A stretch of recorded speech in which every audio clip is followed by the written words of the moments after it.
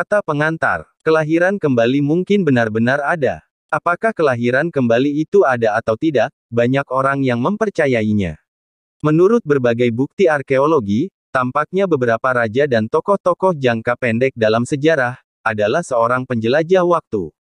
Orang lain menemukan bahwa pakaian dan tas yang dikenakan oleh banyak karakter antik juga memiliki elemen desain fashion modern. Istilah perjalanan waktu dan kelahiran kembali mungkin tampak serupa, namun masih ada beberapa perbedaan dalam cara kerjanya. Kelahiran kembali menjadi semakin populer dalam beberapa tahun terakhir. Semakin banyak orang modern yang terlahir kembali ke dalam tubuh masa lalu mereka, membalikkan masa lalu dan menulis ulang kehidupan mereka.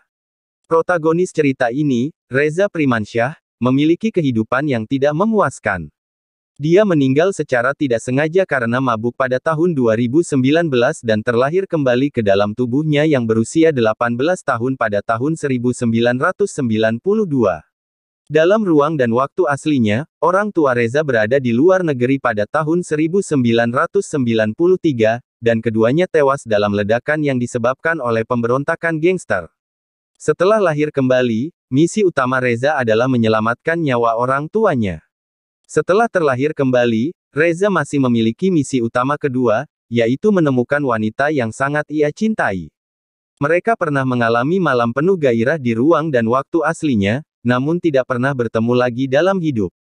Untuk menyelesaikan misi kelahiran kembali, Reza perlu menghasilkan uang, dan menghasilkan uang dengan susah payah, tetapi menghasilkan uang hanyalah jalur cabang dan penjara bawah tanah. Reza tidak akan kehilangan jalur utama karena bermain ruang bawah tanah. Misi kelahiran kembali sang protagonis adalah untuk membalikkan kehidupannya sendiri, tetapi setelah kelahiran kembali dia pasti akan bertemu dengan berbagai karakter dan dia akan memiliki kesempatan untuk mengubah kehidupan orang lain. Untuk mengubah hidup orang lain, Anda tidak perlu bertabrakan, mencintai, atau melakukan sesuatu secara intens. Terkadang cukup bertemu secara tidak langsung, bisa mengubah nasib orang lain secara tidak sengaja. Secara struktur, cinta antara protagonis laki-laki dan protagonis perempuan sangat indah, dan interaksi di antara mereka sangat menarik. Di bawah misi utama, protagonis akan menghadapi beberapa misi sampingan. Dia akan menghadapi cinta yang tidak direncanakan. Seperti banyak orang, dia akan tergoda, ragu-ragu, dan berjuang untuk membuat pilihan. Ini adalah serial yang ringan, namun agak membakar otak. Selamat menikmati. Jangan lupa like, komen dan subscribe. Bab 1, ternyata saya terlahir kembali. Reza Primansyah merasa kesadarannya melayang di udara, dan sekelilingnya gelap, seolah-olah ada banyak bintang. Suatu malam di tahun 2019, Reza yang mabuk hingga tewas seketika kembali ke siang hari tanggal 6 Januari tahun 1992. Dunia berputar untuk beberapa saat, dan Reza merasa kepalanya akan meledak. Mataku sangat sakit hingga aku tidak bisa membukanya, tapi aku harus membukanya dengan keras meskipun aku tidak bisa. Sepertinya ada suara wanita di telingaku, meneriakkan sesuatu sekuat tenaga. Dasar gangster kecil, apa yang kamu lakukan di rumahku? Ah! Kenapa kamu memeluk putriku? Aku akan membunuhmu. Seorang wanita parubaya mengumpat dengan keras dan memukul kepala dan wajah Reza dengan sapu. Bu, tolong berhenti memukulinya. Jika kamu memukulnya lagi, dia akan mati. Seorang gadis berusia 17 atau 18 tahun terus berteriak keras sambil mati-matian melindungi Reza. Aku hanya ingin menghajar gangster bau ini sampai mati karena berani memanfaatkan putriku. Wanita parubaya itu menolak melepaskannya. Berhenti memukulnya, kamu membuatnya pingsan. Gadis itu memblokir sapu dari Reza lagi. Lepaskan dia Asri. Wanita parubaya itu mengarahkan sapu ke arah gadis itu.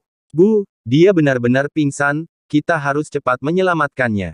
Hei, kamu benar-benar pingsan, kamu tidak berpura-pura kan? Cepat cubit orang itu. Wanita parubaya itu menurunkan sapu di tangannya.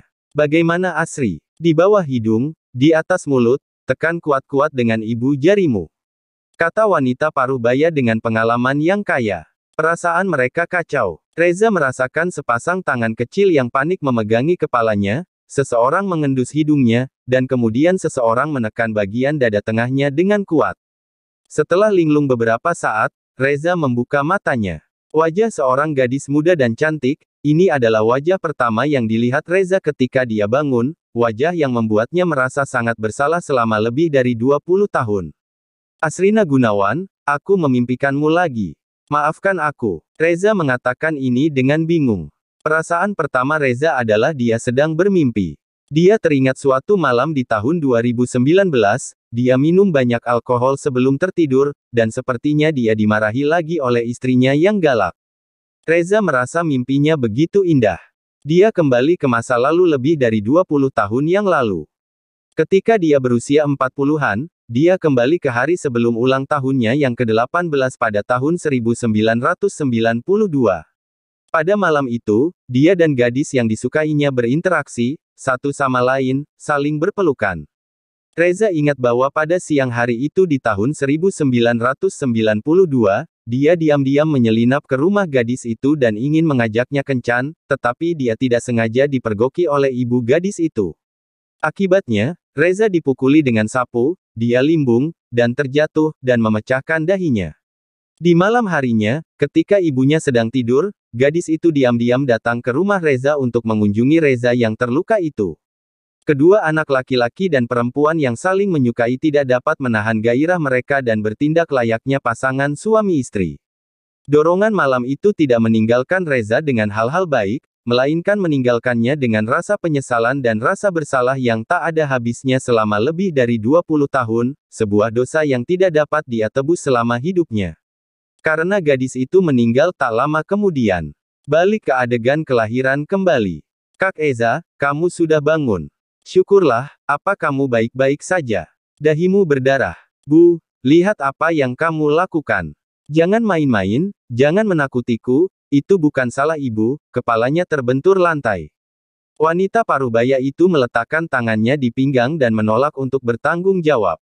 Reza membutuhkan waktu lama untuk beradaptasi dengan cahaya, dan wajah cantik Asri menjadi semakin jelas. Tidak, apa saya melihat hantu? Asri terkejut. Reza Primansyah memimpikan, gadis cantik, bernama Asrina Gunawan dalam mimpinya. Dia hanya bisa bertemu dalam mimpinya karena Asrina sudah tidak hidup lagi. Hanya 6 bulan setelah insiden impulsif di antara mereka berdua, Asrina bunuh diri dengan melompat ke sungai. Selama lebih dari 20 tahun, Reza selalu berziarah ke makam Asri setiap tahun. Reza terkejut dan berjuang untuk bangkit dari lantai, kakinya terasa lemas dan dia tidak bisa berdiri, dia menendang kakinya dengan keras dan mencoba melepaskan diri dari pelukan gadis cantik ini. Sialan, sial, seorang wanita yang meninggal lebih dari 20 tahun yang lalu tiba-tiba memeluk Reza dan memanggilnya Kak Eza. Reza hampir kencing di celana karena ketakutan. Ya Tuhan, berhentilah bersikap konyol, Kak Eza. Tidak ada yang menyebut nama ini selama lebih dari 20 tahun. Kak Eza, nama ini hanya milik satu wanita. Lebih dari 20 tahun yang lalu, setelah wanita itu meninggal, tidak ada yang memanggil Reza dengan panggilan itu lagi.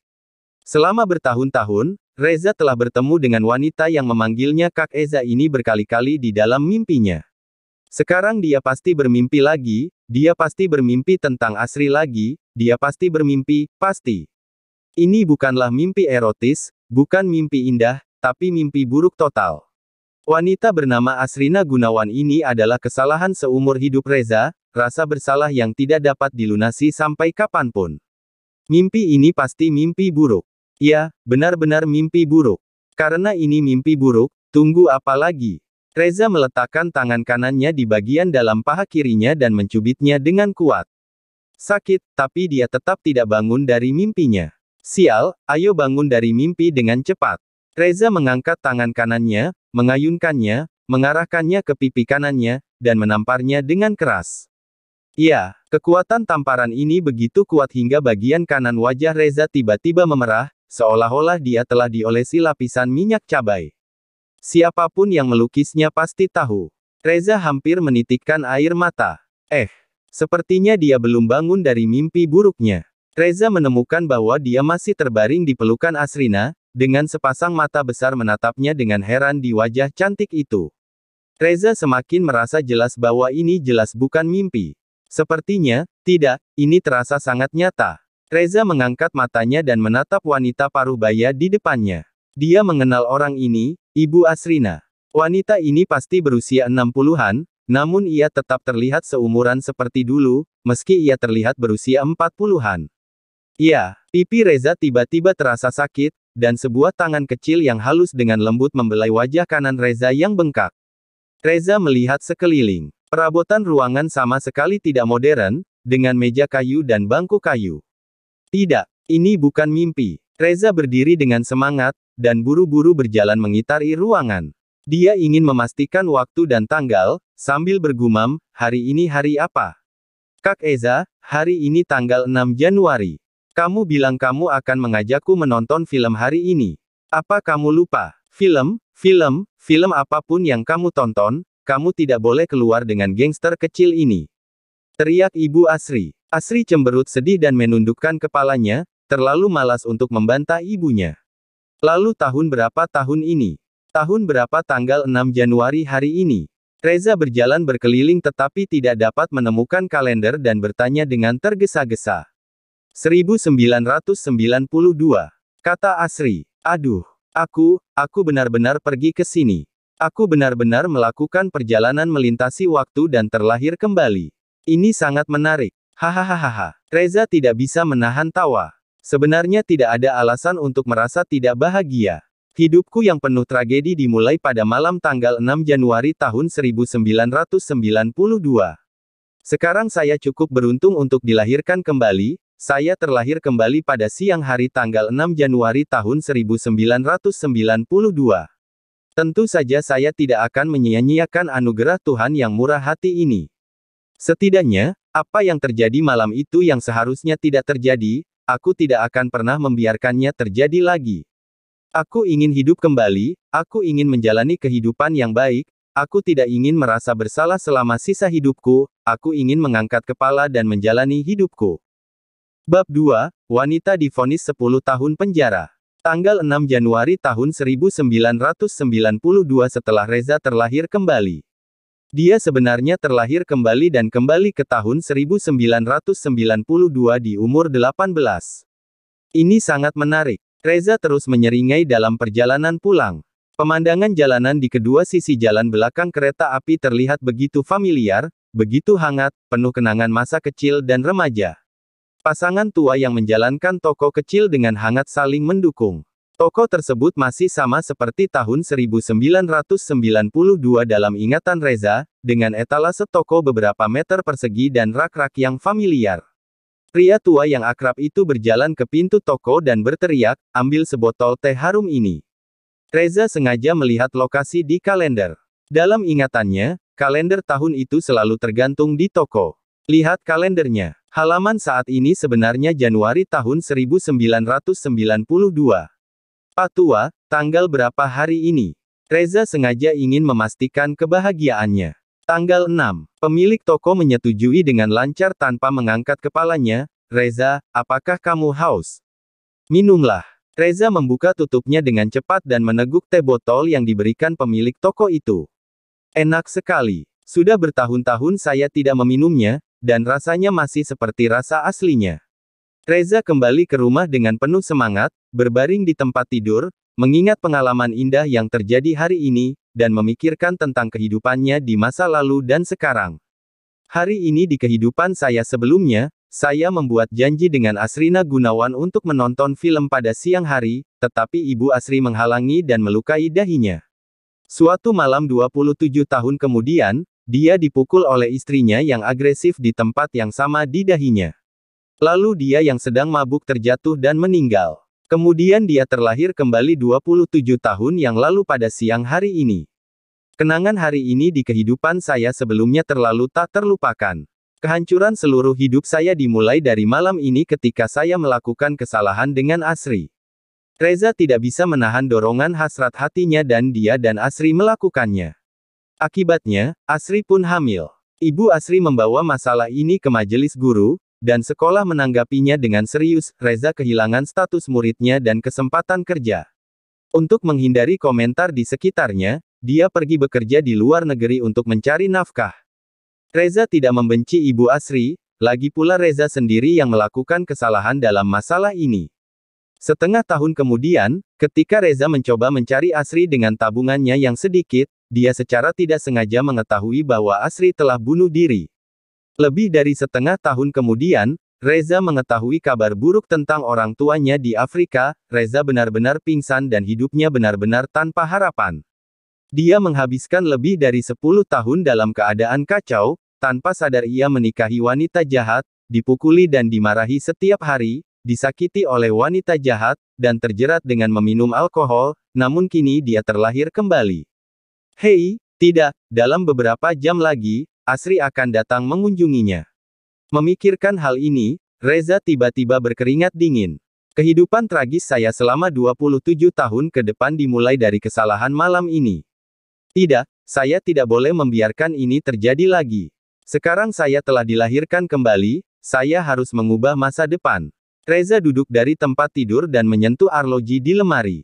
Saat itu sudah jam 4:30 sore. Waktu berlalu begitu cepat, saya telah memikirkannya selama beberapa jam. Reza tidak punya barang bawaan untuk dikemas. Dia biasanya tinggal di asrama sekolah, jadi tidak perlu membawa pulang pakaiannya untuk diganti. Reza memakai arlojinya, memasukkan dompetnya ke dalam saku celananya, mengenakan mantelnya, segera keluar dan turun, mengeluarkan kunci, membuka kunci sepeda BMX batangnya, dan mengayuh kembali ke sekolah. Selama dia tidak tidur di rumah malam ini, Asri tidak akan datang ke rumahnya. Membalikkan hidupnya dimulai dengan bersembunyi dari perempuan ini. Reza dengan senang hati melarikan diri kembali ke sekolah. Rumah Asrina. Reza memikirkan beberapa jam terakhir di rumah, dan Ibu Asri juga sedang berbicara dengan putrinya di rumah. Anakku, bukan berarti ibu tidak mengizinkanmu berteman dengan Reza. Ibu Asri memulai topik pembicaraan. Kalau begitu kenapa ibu masih melarangku? Asri tidak senang. Itu demi kebaikanmu sendiri. Ini bukan saat yang tepat bagimu untuk berteman dengan orang lain. Ibu Asri punya rencananya sendiri. Kapan waktunya? Asri tidak memiliki pemikiran rumit seperti itu. Maksud ibu, saat usiamu 19 tahun, tapi kalau sekedar bertamu selagi ibu ada di rumah, tidak apa-apa. Ibu Asri mengutarakan idenya. Oh, saya mengerti. Seorang ibu miskin telah lama menjadi kepala keluarga, dan Asri telah setuju dengan sudut pandang ibunya. Dia ingin menikah dengan seseorang dari ibu kota provinsi, tetapi orang-orang dari ibu kota provinsi juga dibagi menjadi 3, 6, dan 9 kelas atau kasta. Ambil contoh kelompok siswa sekolah menengah teknik. Apakah mereka dapat memperoleh pekerjaan yang layak setelah lulus akan menentukan perbedaan antara siswa sekolah menengah teknik dan siswa sekolah menengah umum. Jika Reza bisa mendapatkan pekerjaan formal, pasti akan berbeda. Sebaliknya, akan sangat tragis jika dia tidak mendapatkan pekerjaan. Asri tahu bahwa ibunya tidak akan pernah membiarkan dia menikah dengan seorang pengangguran dari ibu kota provinsi. Banyak juga orang di kota provinsi yang hanya bisa mencari nafkah dengan mendirikan warung dan bekerja serabutan. Tidak ada masa depan jika menikah dengan orang seperti itu. Asri tiba-tiba teringat dahi Reza yang terluka. Bu, saya ingin bertemu Reza malam ini. Kepalanya berdarah, tapi saya tidak tahu apakah ini serius atau tidak. Ibu Asri menunjukkan senyuman di wajahnya dan berkata, jangan pernah memikirkannya. Jangan pernah berpikir untuk berteman sebelum kamu berusia 19 tahun. Nanti, ibu tidur pada jam 8, dan kamu tidurlah lebih awal juga.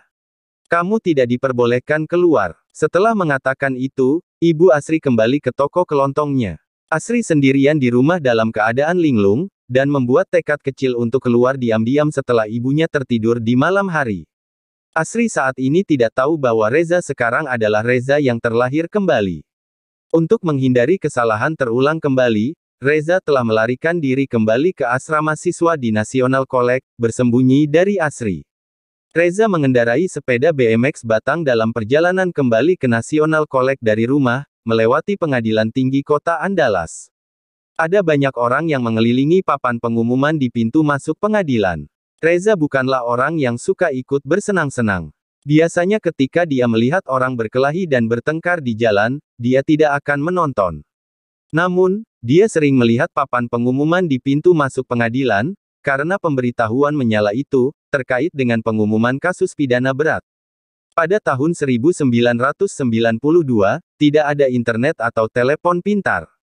Masyarakat umumnya mengetahui tentang kejahatan besar melalui surat kabar dan televisi, namun kedua saluran ini seringkali tidak menyiarkan berita semacam itu. Papan pengumuman pengadilan tinggi adalah platform berita yang sangat diperhatikan oleh masyarakat setempat. Setelah membaca pengantar kasus, ini tidak hanya berfungsi sebagai peringatan bagi diri sendiri, tetapi juga meningkatkan topik pembicaraan bagi setiap orang untuk berkomunikasi dengan orang lain. Hei, tahukah kamu, si Anu ditembak karena dia melakukan perbuatan buruk. Begitulah rutinitas percakapannya. Dalam ingatan Reza tentang kehidupan sebelumnya, nampaknya pada awal tahun 1992, teman sekamar Reza di National College melihat pesan di papan pengumuman pengadilan bahwa seorang wanita telah dijatuhi hukuman 10 tahun penjara karena gaya hidupnya yang kacau. Teman sekamar membawa berita ini kembali ke asrama, yang memicu diskusi hangat di antara Reza dan kelompok teman laki-lakinya. Para pemuda dengan antusias ini semuanya menebak-nebak, berapa banyak pria yang tidur dengan wanita tersebut, yang menyebabkan dia dijatuhi hukuman karena kejahatan serius. Anak-anak lelaki ini bahkan berfantasi tentang apakah narapidana perempuan itu cantik dan seksi. Sebelum kelahirannya kembali, selama lebih dari 40 tahun hidupnya, Reza sesekali teringat akan percakapan malam asrama di tahun 1990-an ini. Ia sering membayangkan betapa cantik dan seksinya narapidana wanita yang tidur dengan banyak pria. Reza membaca berita lama ini di era internet. Pada penumpasan 93, di kehidupan sebelumnya, seorang wanita dijatuhi hukuman mati karena tidur dengan puluhan pria. Sebelum menjalani hukumannya, terpidana mati perempuan itu meminta untuk berdandan dan berganti pakaian cantik. Reza menggelengkan kepala dan terbangun dari ingatannya, dia memarkir sepedanya di pinggir jalan, menguncinya, dan meringkuk di depan papan pengumuman pengadilan. Ada total 7 pemberitahuan penilaian yang dipasang di papan pengumuman hari ini. Para penonton sepertinya tidak tertarik dengan 6 pemberitahuan lainnya, dan kebanyakan orang berkerumun di depan pemberitahuan terakhir. Reza tidak bisa masuk untuk sementara waktu, jadi dia melirik ke 6 pemberitahuan yang tidak ingin ditonton. Semuanya tentang perampokan, pembunuhan, pencurian, dan lain-lain. Seorang pria dijatuhi hukuman mati karena menghilangkan 3 nyawa. Tiba-tiba, Reza mendengar beberapa orang berbicara. Wanita ini luar biasa, sangat kuat. Wanita, huliganisme, bagaimana dia melakukannya? Huliganisme adalah perilaku mengganggu atau melanggar hukum seperti kerusuhan, bullying, dan vandalisme. Iya, aku tidak tahu berapa banyak pria yang pernah berhubungan seks dengannya. Berapa banyak? Pasti ada lebih dari beberapa. Hukuman dia 10 tahun penjara. Dia telah melakukan setidaknya selusin. Lebih dari selusin. Mungkin lebih dari 20. Obrolan yang mendengung itu mengejutkan Reza, mungkinkah dia benar-benar tahanan wanita yang sering dia impikan di kehidupan sebelumnya? Beri jalan, biarkan aku melihatnya. Teriak Reza, masuk ke dalam lingkaran dalam dan mencoba yang terbaik untuk melihat papan pengumuman. Reza melihat pemberitahuan ke-7 yang berbunyi, Robiana, perempuan, 27 tahun, dijatuhi hukuman 10 tahun penjara karena huliganisme. Reza memiliki perasaan campur aduk di hatinya, termasuk keterkejutan dan kepuasan. Ia berpikir dalam hati, ternyata narapidana wanita yang mungkin sangat cantik dan seksi itu bernama Robiana, namun ia tidak mengetahui nama lengkapnya. Reza berpikir bahwa wanita bernama Robiana ini pasti sangat cantik. Dia harus seperti wanita yang tertembak dalam kasus yang sama pada penumpasan 93.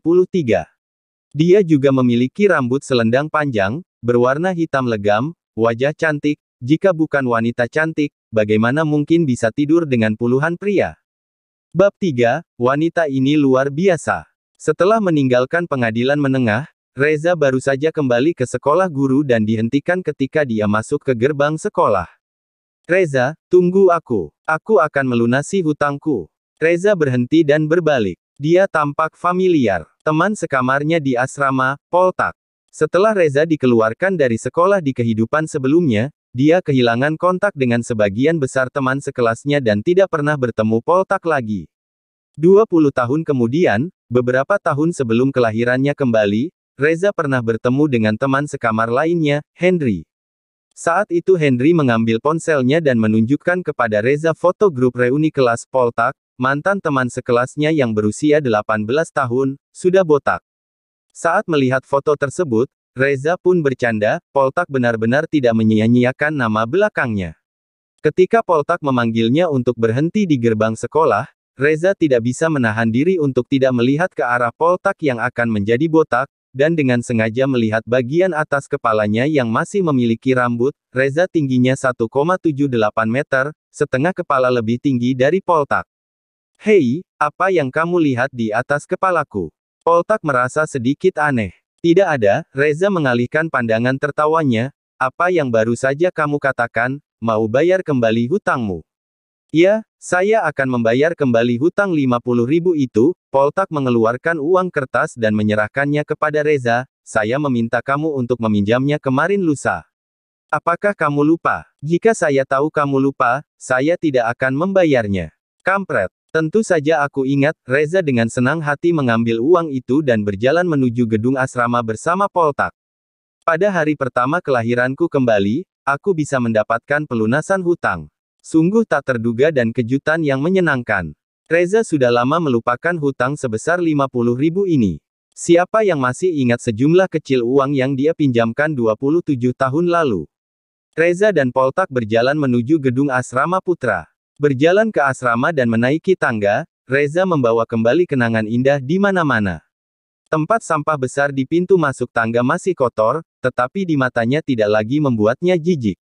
Asrama Reza berada di kamar tidur 207 di lantai 2.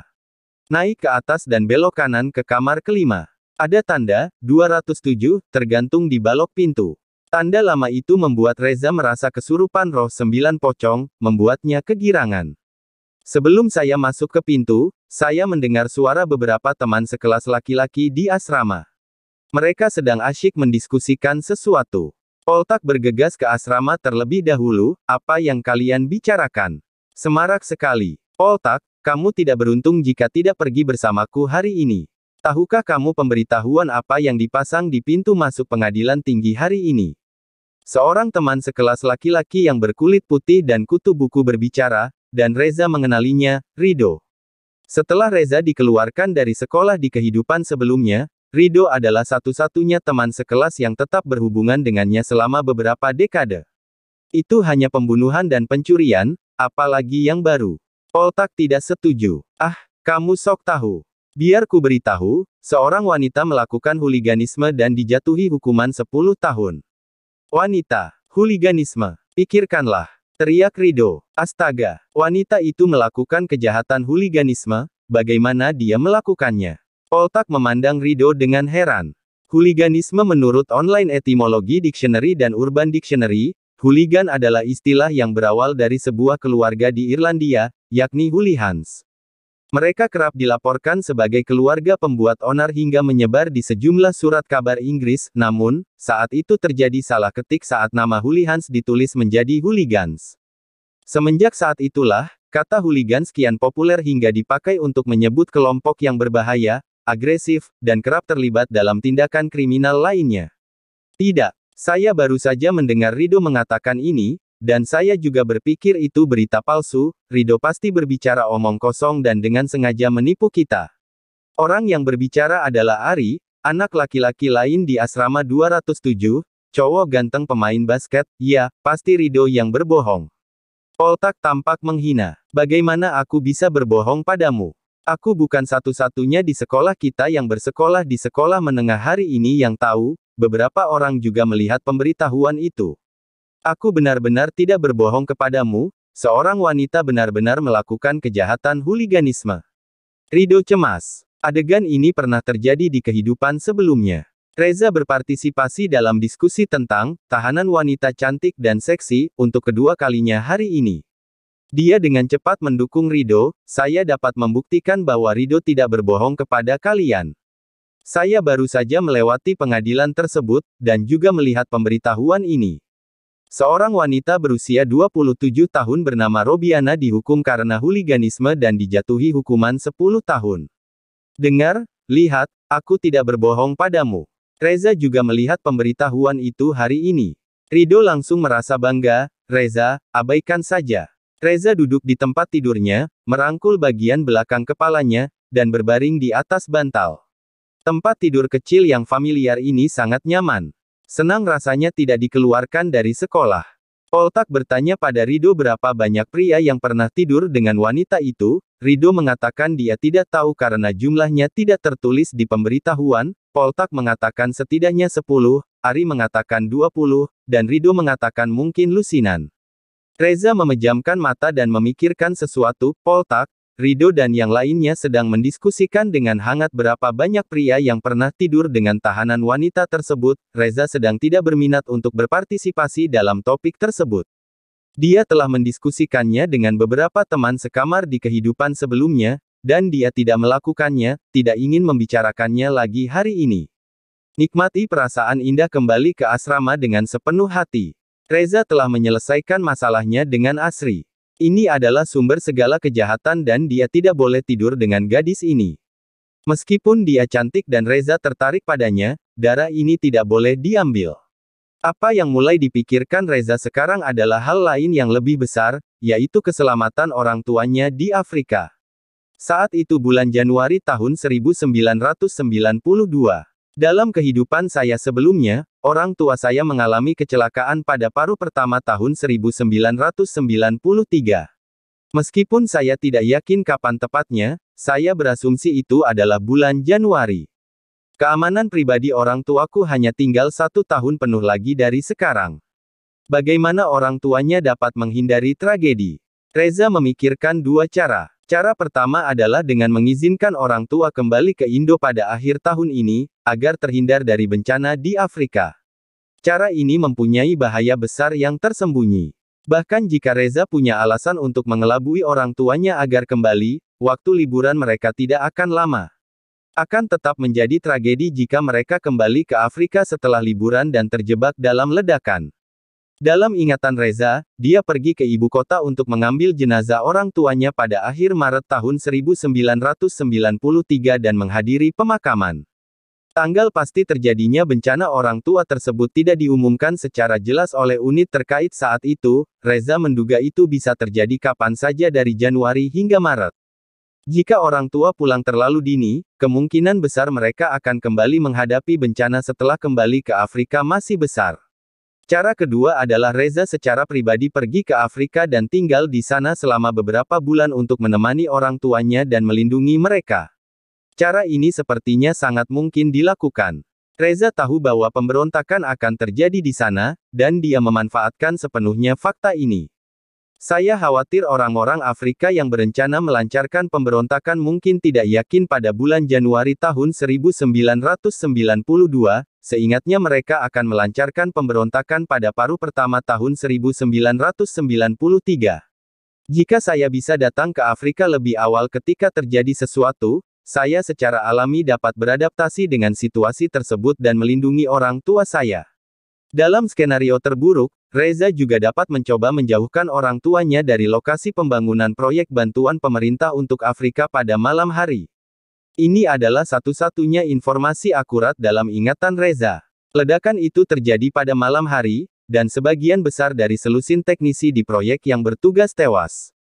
Semakin Reza memikirkannya, semakin dia merasa bahwa idenya masuk akal. Selama orang tuanya dapat bekerja lebih sedikit atau bahkan tidak ada shift malam pada paruh pertama tahun depan, kemungkinan besar orang tua mereka akan terhindar dari masalah. Itu akan menjadi sempurna. Hahaha. Ayah. Ibu. Reza tidak bisa menahan diri untuk tidak berteriak gembira. Hei, Reza, apakah kamu merindukan orang tuamu? Rido bertanya dengan penuh simpati. Rido berasal dari daerah selatan dan hanya bisa pulang menemui orang tuanya saat liburan setiap semester. Saat pertama kali masuk sekolah, Rido mengaku iri pada Reza, penduduk asli ibu kota provinsi, yang bisa bertemu orang tuanya setiap minggu. Ketika dia mengetahui bahwa orang tua Reza berpartisipasi dalam bantuan konstruksi di Afrika dan bahwa Reza tidak dapat bertemu orang tuanya selama 2 tahun penuh selama kuliah, Rido mulai sangat bersimpati dengan Reza. Ya, benar. Aku sangat merindukan mereka. Reza membalikkan badan di tempat tidur. Ayo kita makan bersama. Bicaralah dengan mereka tentang narapidana wanita yang telah membuang banyak waktu.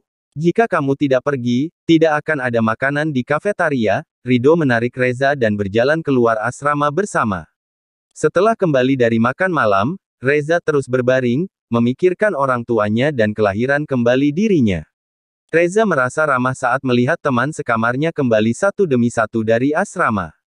Di kehidupan sebelumnya, Reza dikeluarkan dari sekolah dan putus asa bahkan tanpa sempat mengucapkan selamat tinggal kepada saudara-saudaranya ini. Sementara Reza bersikap konyol dan bahagia, Asri diam-diam membuka pintu rumahnya, menutup pintu dengan tenang di tengah dengkuran ibunya yang dalam, dan berangkat ke rumah Reza. Ibu Asri sebenarnya tidak tertidur, dan dengkurannya hanya palsu. Wanita ini sebenarnya sudah lama mengetahui detail keluarga Reza. Orang tua Reza adalah teknisi senior di perusahaan besar milik negara dan dikirim ke luar negeri untuk bekerja di proyek bantuan pemerintah untuk Afrika.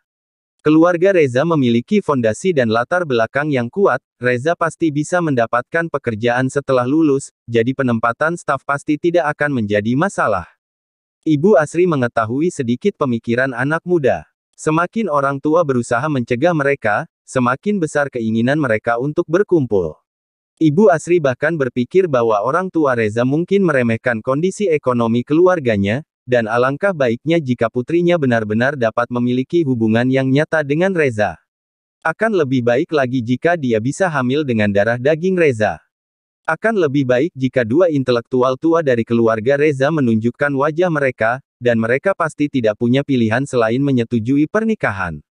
Ketika saatnya tiba, keluarga Reza akan menjadi besan dengannya, dan tentu saja bagi keluarga Reza untuk mendirikan usaha yang didirikan untuk Asri. Ibu Asri terlihat cantik ketika terdengar suara kunci dibuka di pintu rumahnya. Ibu Asri berdiri dari tempat tidur dan menyalakan lampu. Putrinya telah kembali. Kenapa kamu kembali begitu cepat? Hah? Asri tidak tahu harus menjawab apa. Apakah kamu pergi ke rumah Reza? Apakah kamu bertemu dengan anak laki-laki itu? Gak ketemu. Gadis sialan. Apa maksudmu? Tidak ada orang di rumah. Hei, dia tidak tidur di rumah. Setelah mengobrol lama, Asri dan ibunya pergi tidur terpisah tanpa menemukan alasan. Bab 4, 8 Pecundang dan Ratu Kecantikan Kelas. Pada tanggal 7 Januari tahun 1992, pukul 7 pagi, Reza bangun secara alami setelah tidur malam yang nyenyak. Hari ini hari Senin dan ada kelas di sekolah. 8 siswa di asrama 207 tempat tinggal Reza, bangun dan mandi satu demi satu, sesekali bercanda satu sama lain. Pada pertemuan kelas pertama 1,5 tahun yang lalu, para siswa memperkenalkan diri mereka satu persatu, 8 anak laki-laki dari asrama 207 naik panggung pada waktu yang bersamaan, menyebut diri mereka 8 pahlawan 207. Intan Kairani, yang diakui sebagai gadis tercantik di kelas 1, kelas 90 dari International College, tertawa setelah mendengar perkenalan ini dan berkata, ini bukan 8 pahlawan, mereka jelas 8 pecundang. Seluruh kelas tertawa terbahak-bahak, dan 8 anak laki-laki ambisius di asrama 207 turun dari panggung dengan wajah merah. Sejak saat itu, nama 8 pecundang melekat kepada mereka. Setelah 27 tahun, Reza akan kembali ke ruang kelas di National College, dan dia sangat menantikannya. Reza sendiri tidak tahu apakah dia lebih menantikan kelas atau ingin bertemu Intan Kairani lagi. Kelas dimulai pada pukul 7.50, dan Reza datang ke kelas pada pukul 7.30. Meja dan bangku kayu tua sangat indah. Setelah Reza dikeluarkan dari sekolah di kehidupan sebelumnya, dia kembali ke kelas dalam mimpinya berkali-kali. Selagi aku memikirkannya, sosok yang jelas dan manis muncul di telingaku, Reza, kita telah menjadi teman sekelas selama 1,5 tahun, dan ini pertama kalinya kamu tiba di kelas lebih awal dariku. Reza mendongak dan melihat seorang gadis cantik mengenakan jaket putih berjalan ke ruang kelas dengan langkah cepat. Gadis itu bertubuh ramping, tinggi sekitar 1,65 meter, dan memiliki rambut selendang panjang yang berayun ringan mengikuti langkahnya. Wajah gadis itu memiliki kecantikan klasik, dan mata hitam besarnya seperti dua genangan mata air jernih. Gadis itu melemparkan kedua buku di pelukannya ke atas meja di sebelah Reza, dan langsung duduk di depan teman sekamar Reza. Reza, kelas kita memiliki 2 hari terakhir kelas. Bukankah sekarang kamu berpikir harus bekerja keras untuk belajar dengan giat? Hanya saja aku bangun pagi-pagi sekali hari ini, Reza mulai bernapas sedikit tidak wajar. Intan, gadis tercantik di kelas, sebenarnya berinisiatif untuk duduk di sebelahnya adalah pertama kalinya sejak semua orang mendaftar di sekolah selama 1,5 tahun. Oke, apa penjelasannya? Karena kamu telah bekerja lebih keras dariku sepanjang hari, mulai sekarang kita berdua tidak akan bergabung menjadi 7 pecundang, Intan bercanda tentang Reza sambil tersenyum. Mengendus aroma rambut yang datang dari sekelilingnya, pikiran Reza berangsur-angsur menjadi lebih fleksibel. Tidak, kamu akan mengeluarkanku dari kolektif asrama 207 yang mulia dan hebat. Aku tidak ingin memiliki nama panggilan lain sebelum lulus, kecuali, Reza menyeringai dan mulai berbicara omong kosong. Kecuali apa? Intan memiringkan kepalanya dan menatap Reza. Kecuali kamu ingin merekrut orang baru. Reza juga memiringkan kepalanya dan menatap Intan. Oh, saya tidak tahu, kamu yang biasanya membosankan sebenarnya bisa berbicara dengan sangat baik. Saya pikir kamu tidak bisa mengatakan apa-apa kecuali naik panggung untuk memberikan ceramah. Intan segera mengungkapkan sedikit keterkejutannya atas perubahan mendadak Reza. Itu karena kamu tidak tahu banyak tentang aku dan kurang observasi. Kamu harus bekerja lebih keras di masa depan. Tidak banyak peluang. Kamu akan segera lulus. Reza tidak bermaksud menggodanya sama sekali, itu adalah perasaannya yang sebenarnya. Oke, kalau begitu aku akan lebih memperhatikanmu. Intan tiba-tiba menyadari bahwa anak laki-laki yang tidak pernah suka mengekspresikan dirinya di depan semua orang ini cukup menarik. Saat mengobrol dengan Intan, Reza tidak bisa tidak memikirkan tahanan wanita yang mungkin tidur dengan lusinan pria. Dalam imajinasi Reza, tahanan wanita itu pasti sangat cantik dan berambut panjang. Intan di depannya juga berambut panjang dan merupakan gadis tercantik di kelasnya. Reza menduga narapidana wanita itu juga harus memiliki sosok yang baik. Intan mengenakan jaket tebal hari ini, yang menutupi sosoknya. Reza sedang memikirkan kapan dia bisa melepas jaketnya sehingga dia dapat memiliki kesempatan untuk melihat apakah sosoknya bagus, bahkan jika Intan mengenakan sweater ketat, itu akan dapat terlihat jelas. Reza dan Intan sedang mengobrol dengan gembira, dan hanya tersisa 5 menit sebelum waktu kelas. Para siswa tiba satu demi satu. Diam, diam. Sebelum kelas, saya ingin mengatakan 2 hal. Kepala sekolah mengetuk podium 2 kali. Yang pertama adalah 2 ujian akhir lusa akan menjadi 2 ujian terakhir untuk level 90. Saya harap semua orang menanggapinya dengan serius. Yang kedua, semester depan semua orang akan magang di berbagai tempat. Evaluasi kinerja magang akan menjadi bagian yang sangat penting dalam tugas kelulusan. Saya harap semua menanggapinya dengan serius. Oke, saya sudah selesai. Selanjutnya, Pak Guru Mulyadi akan mengajar di kelas. 2 kelas pada Senin pagi dan 2 kelas pada Selasa pagi sesuai dengan 2 ujian akhir pada hari Rabu. Kedua ujian ini fokus pada pembelajaran 2 topik pendidikan masing-masing. Para siswa telah menyerahkan esai tertulis mereka. Format ujian pada hari Rabu adalah pembelaan. Berdasarkan karangan siswa dan dipadukan dengan mata pelajaran, Direktur Kantor Pengajaran dan Penelitian, guru kelas dan wali kelas mengajukan pertanyaan, dan siswa menjawab secara lisan. Menurut Reza, ujian semacam ini hanyalah formalitas. Bahkan apa yang disebut kinerja magang menentukan tugas kelulusan. Tugas kelulusan Reza sudah selesai. Orang tua Reza menemukan koneksi dengan kelompok konstruksi dan memasukkan Reza ke perusahaan kereta api nomor 2.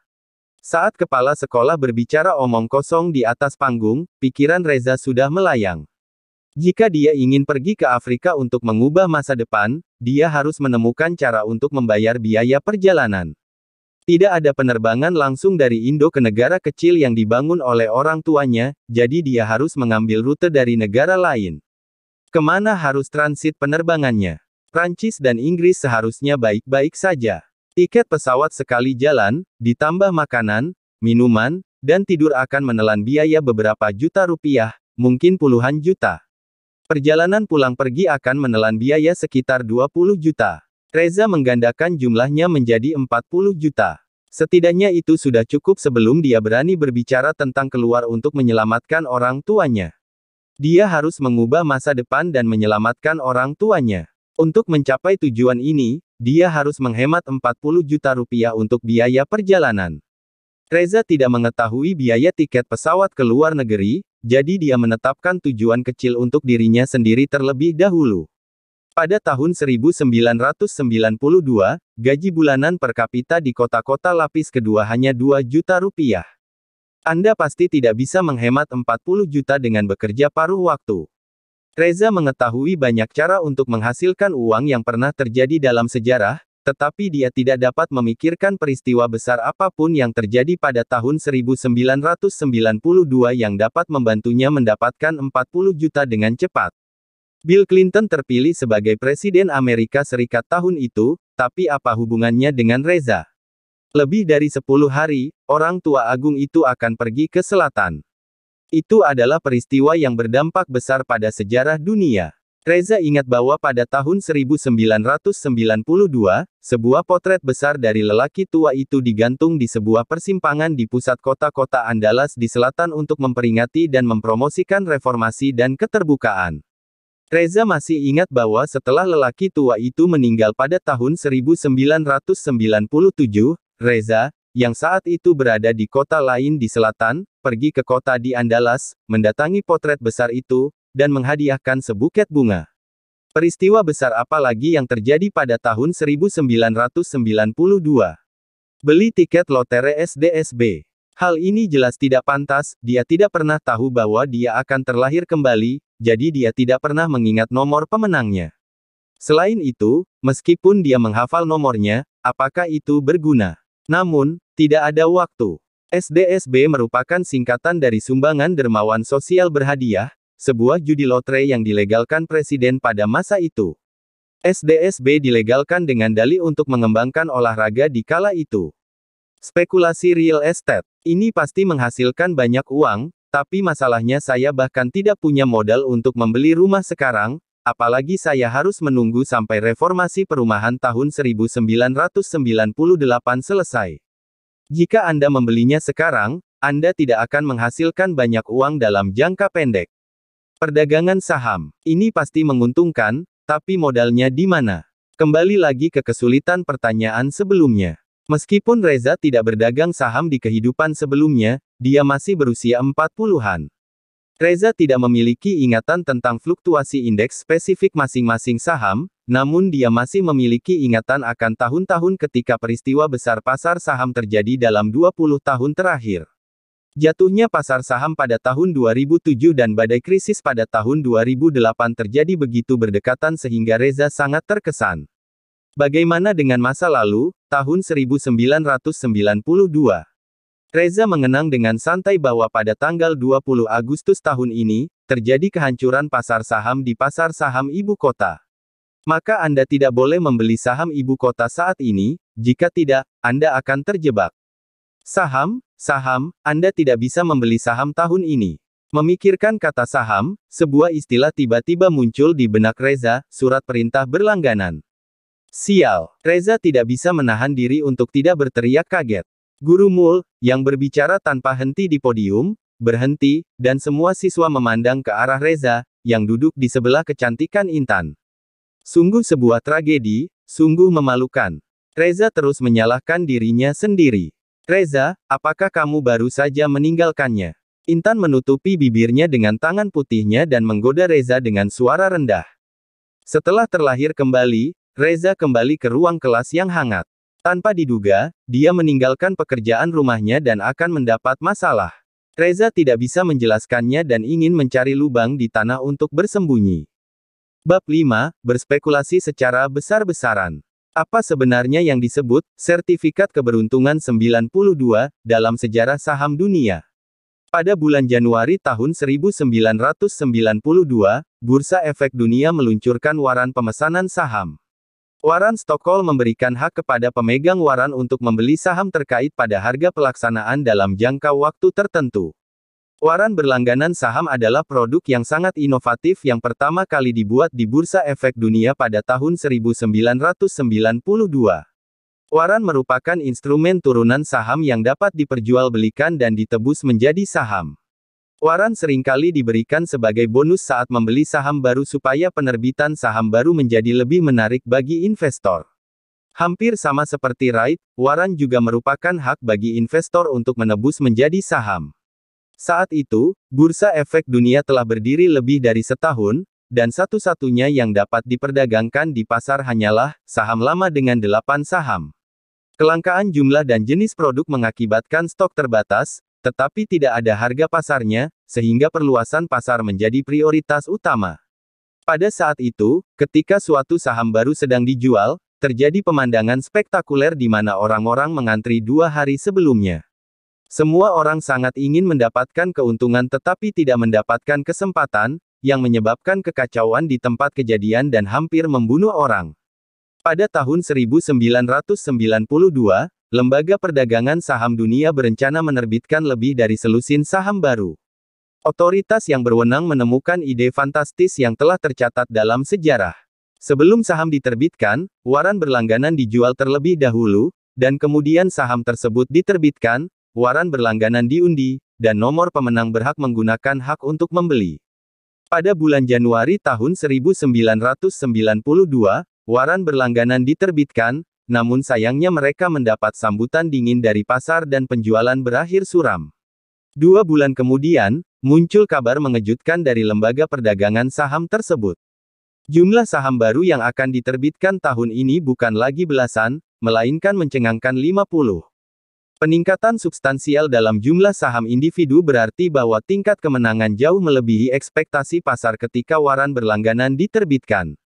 Sederhananya, ketika sertifikat berlangganan diterbitkan pada bulan Januari, orang mengira hanya 1 dari setiap 10 sertifikat berlangganan yang berhasil, tetapi setelah berita dirilis pada bulan Maret bahwa 50 saham individu akan diterbitkan, ini berarti kemungkinan kemenangan untuk setiap 10 sertifikat berlangganan meningkat setidaknya 4 kali lipat.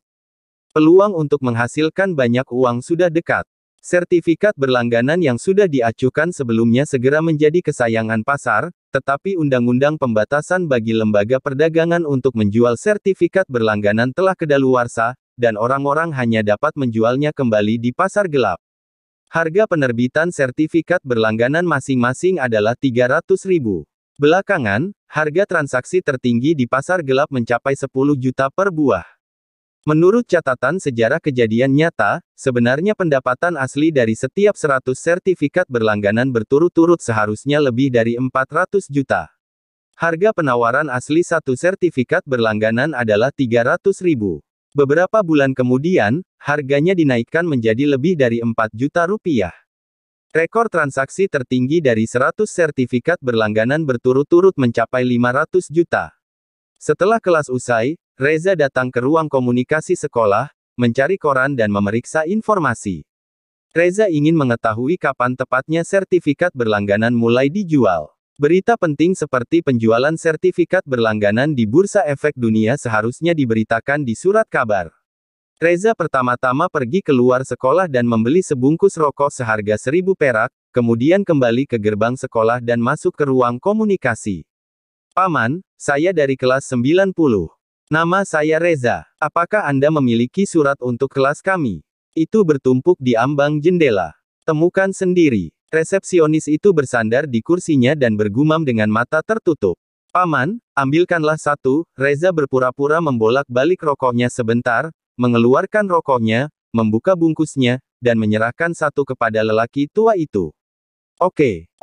Paman itu membuka matanya, mengambilnya, mengendusnya, dan menyalakannya. Paman, apakah kamu punya koran terbaru? Aku hanya akan membacanya sebentar. Reza tidak bermaksud dramatis, tetapi memiliki pengalaman hidup selama puluhan tahun. Dia pertama kali mengambil jalan memutar untuk mengungkapkan perasaannya kepada semua orang.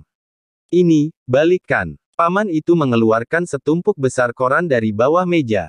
Inilah efeknya. Jika Anda tidak memiliki hubungan dengan paman itu, dia tidak akan mengambil inisiatif untuk mengambil inventaris yang disimpan di bawah meja untuk Anda. Tanggal 15 Januari. Reza menonton berita ini selama sekitar 10 menit, mencoba mengingat dalam hati unit penjualan dan alamatnya. Bawa saja ini, kembali nanti, dan bacalah perlahan-lahan.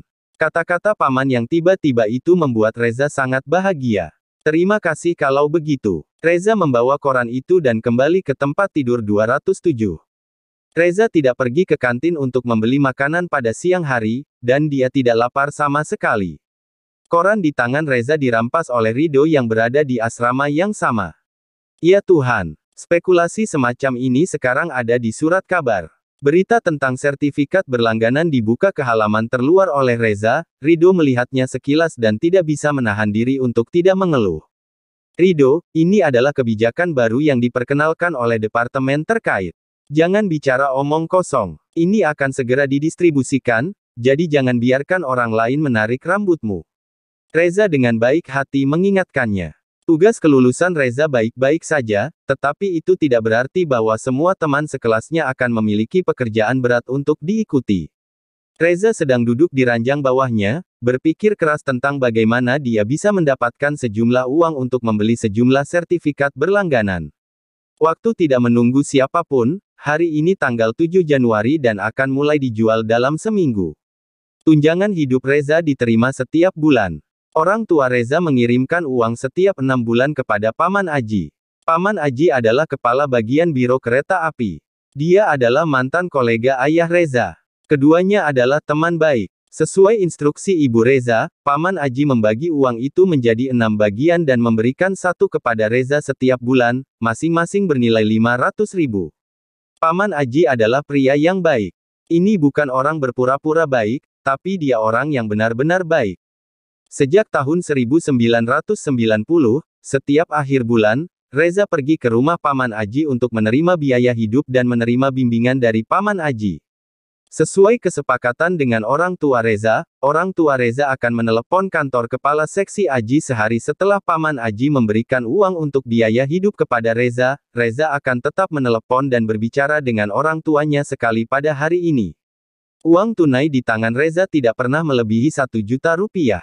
Paling banyak lebih dari 500.000, sisa bulan lalu, ditambah 500.000 bulan berikutnya. Di mana saya bisa mendapatkan modalnya?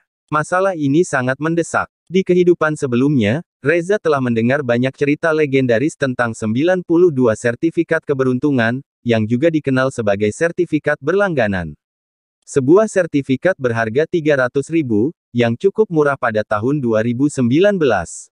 Namun saat itu, ketika sertifikat berlangganan lahir, orang tidak melihatnya seperti itu. 300.000, hemat uang dan Anda bisa menggunakannya sebagai makanan selama sebulan. Hal yang paling tidak dapat diterima oleh orang-orang pada saat itu adalah meskipun Anda menghabiskan 300.000 untuk barang ini, Anda mungkin tidak dapat membeli saham. Kalau saham baru terbit, ada juga undiannya. Apa itu lotre? Artinya undian. Setelah nomor Anda ditarik, Anda berhak membeli 1 unit saham dengan sertifikat berlangganan yang sesuai dengan nomor ini. Nomor Anda tidak diambil, apa yang harus saya lakukan? Tunggu sampai waktu berikutnya, saham baru diterbitkan sebelum nomor undian.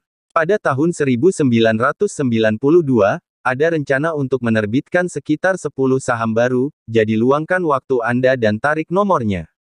Itu tidak akan bagus. Pada akhirnya, Anda tidak akan bisa mendapatkan nomor yang Anda beli seharga 300.000. Hanya orang bodoh yang membeli sertifikat berlangganan.